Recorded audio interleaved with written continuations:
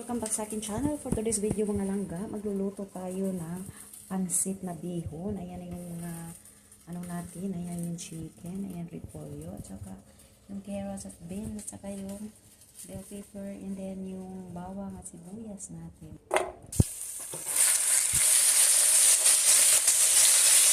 Natin yung manok natin, ayan, carrots at beans.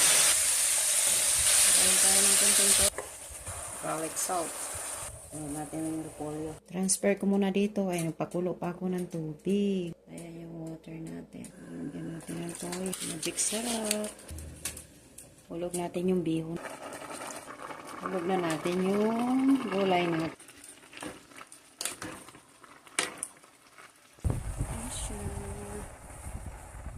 Natin yung pepper natin.